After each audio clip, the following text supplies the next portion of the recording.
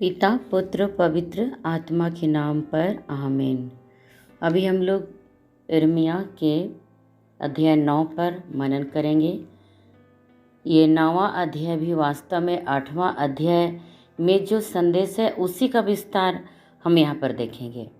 9वां अध्याय में वही है यहूदा के पाप चरण की निंदा। प्रभु जो ये लोग पाप कर रहे हैं, पाप का आचरण कर रहे हैं, मुख्य रूप से उसी को हम लोग 4 भागों में बांटकर हम इसको देखते हैं। ये अध्याय की शुरुआत आंसुओं के साथ है, यानी नबी के आंसू प्रभु के दुखी लोगों के पाप के कारण। प्रभु के जो लोग हैं वे लोग पाप का आचरण कर रहे हैं, जिसके कारण नबी यिर्मयाह को दुख हो रहा है। उनके पाप के कारण नबी अपने आप पर दुख महसूस कर रहे हैं और नबी का दिल रोता है। और यहाँ पर हम देखते हैं 4 मुख्य संदेश में से पहला संदेश हम लोग क्या पाते हैं? लोग जीभ पर नियंत्रण नहीं रखते, इसीलिए झूठ कपटपूर्ण बातें, लोगों की निंदा बराबर चलती आ रही है।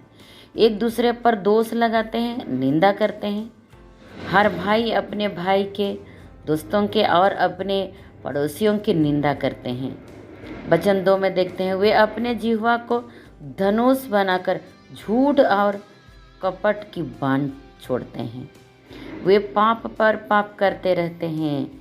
वचन 3 में हम देखते हैं, हर साथी उनके निंदा करते हैं। 7 में भी देखते हैं, उनकी जिह्वा बाज जैसे है, वे कपटपूर्ण बातें करते हैं। हर व्यक्ति अपने पड़ोसी से शांति की बात करता है, किंतु अपने हृदय में उसके लिए जाल रहता है। हालेलुया। आगे देखते हैं वचन संख्या 8 में भी, क्या मैं उनके लिए उन्हें दंड ना दूं? प्रभु कह रहा है, जो इस तरह के अपने जीभ के द्वारा पाप करते हैं, निंदा करते हैं, उनके लिए क्या मैं दंड ना दूं? प्रभु कह रहे हैं यिर्मयाह से, क्योंकि यिर्मयाह उनके लिए मध्यस्थ प्रार्थना कर रहा है और यिर्मयाह को कहता है, क्या इस तरह के जीवन जीते? क्या मैं उनके लिए दंड नहीं दूं? क्या मैं ऐसे राष्ट्र से प्रतिशोध ना लूं? क्या यिर्मयाह को बताते हैं। और दूसरी बात है, वे लोग पराये देवताओं की पूजा करते हैं। जब पराये देवताओं की पूजा करते हैं तो क्या मैं उनके लिए दंड ना दूं?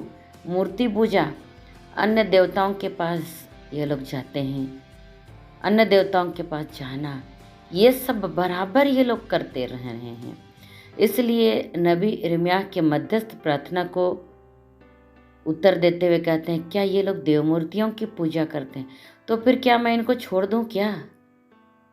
वचन संख्या 13 में देखते हैं, ये अपनी हठ धार्मिकता में अपनी राह पर चलते हैं। प्रभु कह रहा है, मेरे भाई मेरी बहन, आज भी क्या हम हठ धार्मिकता तो नहीं है हमारे पास?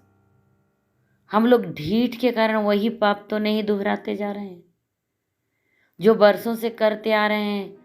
नशा करते आ रहे हैं, लड़ाई झगड़ा करते हैं, जमीनी विवाद है, आपसी विवाद है, हठ धार्मिकता का चिन्ह है। क्या हम इस तरह के हठ धार्मिकता के कारण उस समय ये लोग करते थे, बाल देवताओं के अनुयायी बन गए थे? आज भी हम लोग भी इसी तरह की हठ धार्मिकता के कारण बाल देवता के पुजारी बन गए हैं। आज हमको मनन चिंतन करने की ज़रूरत है, जैसे कि उनके पूर्वजों ने उनको सिखाया है। इसीलिए मैं उन्हें चिरैता पिलाऊंगा और विष मिला हुआ पानी चिरैता खिलाऊंगा और विष मिली हुई पानी को पिलाऊंगा, ये प्रभु कहते हैं। मेरे भाई मेरी बहन, आज भी मैं देखती हूँ बहुत से लोग अपने पूर्वजों के द्वारा निरर्थक चली आ रही परंपरा को मानते हैं। वो परंपरा जो हमें मुक्ति नहीं दे सकती है, वो परंपरा जिसमें हम पाप में गिरते और फंसते जाते, मूर्ति पूजा में, अंधविश्वास में फंस जाते। आज भी बहुत सारे लोग इसी तरह के फंसे हुए हैं। क्या हम तो नहीं फंसे हैं? सभी तरह के परंपराओं जो पूर्वजों से चली आ रही है, यीशु मसीह के रक्त के द्वारा सभी मुक्त हो गए हैं। हर बंधन यीशु मसीह के रक्त के द्वारा टूट गया है। आज हम आज़ाद हैं, प्रभु हमें स्वतंत्र किया है। लेकिन बहुत सारे लोग परंपराओं के रीति रिवाज को मानते हैं। क्या आज हम वैसे तो नहीं कर रहे हैं? वचन संख्या 16 में भी देखते हैं, विलाप करने वाली स्त्रियों को बुलाओ, वे यहाँ एकत्र होंगे। क्यों एकत्र होंगे?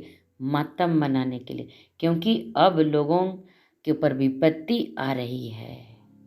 क्यों विपत्ति आ रही है? क्योंकि ये लोग हठ धार्मिकता में हैं, क्योंकि ये लोग अपने पूर्वजों की बताई हुई परंपराओं में चल रहे हैं, प्रभु को नहीं मान रहे हैं, इस्राएल के ईश्वर को नहीं मान रहे। इसलिए अब इनको मैं नष्ट करूँगा, छिराता खिलाऊंगा और विष मिली हुई पानी पिलाऊंगा।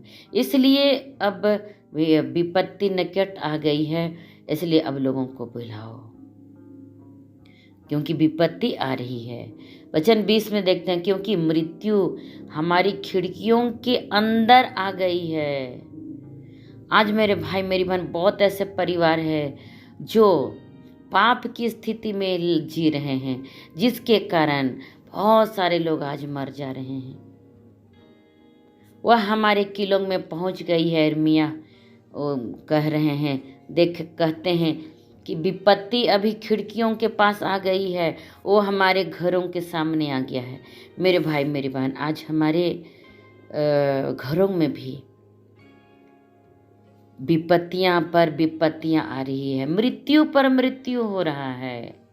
क्यों? क्योंकि हम पाप को छोड़ना नहीं चाहते हैं, पाप में बने रहना चाहते हैं, अपने जीवन को परिवर्तन नहीं करना चाहते, जिसके कारण मृत्यु आ रही है। आज से बहुत वर्ष पहले यिर्मयाह के समय में इस्राएलियों के जीवन में जिस तरह घटा, आज भी हम सभी नए इस्राएली जाति हैं। प्रभु यीशु मसीह ने हमें एक नई इस्राएली जाति में चुन लिया है और आज हम भी उसी तरह नष्ट होते जा रहे हैं।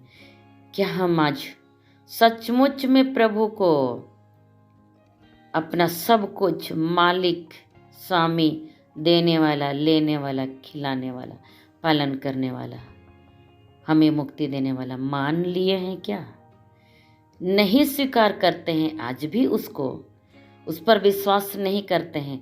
तो हमें विश्वास करने के लिए ये वचन हमें सिखला रहा है।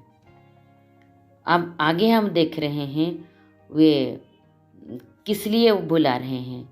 मातम बनाने के लिए, आंसू बहाने के लिए, पश्चाताप करने के लिए प्रभु बुला रहे हैं यिर्मयाह के माध्यम से इस्राएलियों को अपने हठ धार्मिकता से उठने के लिए। अब हम देखते हैं चौथा संदेश क्या है। चौथी बात इस अध्याय में हम पढ़ते हैं, वो है विनम्र। विनम्र बनने के लिए प्रभु हमको बुला रहे हैं।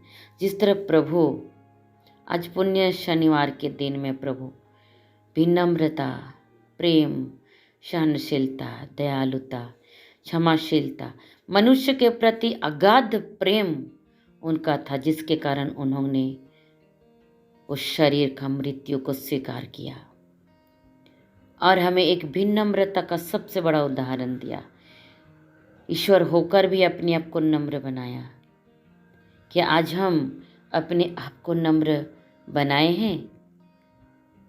क्योंकि जैसा कि वचन में हम लोग कई बार पढ़ते हैं, देखते हैं, प्रभु के विरोध करने वाले, मतलब घमंड करने वाले लोग नष्ट हो जाते हैं, लेकिन विनीत लोगों पर अपनी दया बरसाता है प्रभु, नम्र लोगों पर। अब हम देखते हैं वचन संख्या 22 में प्रभु क्या कहता है। प्रज्ञा अपनी प्रज्ञा पर गर्व नहीं करे, बलवान अपने बल पर दंभ नहीं करे और धनवान अपनी संपत्ति पर घमंड नहीं करे। यदि कोई गर्व ही करना चाहे तो वह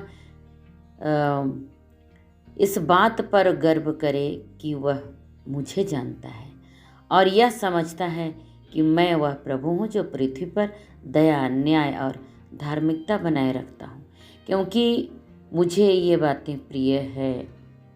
प्रभु की ये बातें, प्रभु क्या कह रहे हैं? प्रभु कहते हैं यदि तुम्हारे पास धन संपत्ति है तो उसको लेके घमंड मत करो। क्यों? क्योंकि धन संपत्ति तो प्रभु ने दिया है ना, एक दिन वो नष्ट हो जाएगा। बल है, शक्ति है, बलवान शरीर है, सुंदर चेहरा है, सब कुछ है। इस पर घमंड मत करो, क्योंकि ये सारी चीज़ें किसने दी है? प्रभु ने ही दी है। इसलिए कहता है मेरे दिए हुए चीज़ों पर गर्व मत करो। इसलिए यदि गर्व करना ही है तो किस बात पर गर्व करना है? कि प्रभु मुझको जानता है, ये कहकर प्रभु मुझको जानता है और मैं प्रभु को जानती हूँ, मैं प्रभु को जानता हूँ, ये सोचकर कि आप घमंड करें, ये सोचकर गर्व करें कि प्रभु ने मुझको बचा लिया, बच गए बाबा, प्रभु आया, लहू बहाया और हम बच गए बोल करके आप गर्व करें। प्रभु ने अपना लहू से बचा लिया कह कर के हम गर्व करें। प्रभु को जानने के विषय में आगे हम लोग और भी पढ़ेंगे, उस पर गर्व करेंगे। अन्य बातों पर आप गर्व नहीं करें। इसीलिए हृदय से घमंड को निकाल कर फेंक देना चाहिए मेरे भाई मेरी बहन। इसी को कहते हैं हृदय की खतना। वचन कहता है इस्राएल के हृदय बेखतना है, मतलब हृदय में अभी भी बुराई है। मेरे भाई मेरी बहन, अभी भी आपके हृदय में बुराई तो नहीं है? किसी के प्रति निंदा गिला सिकवा ये सब तो नहीं है?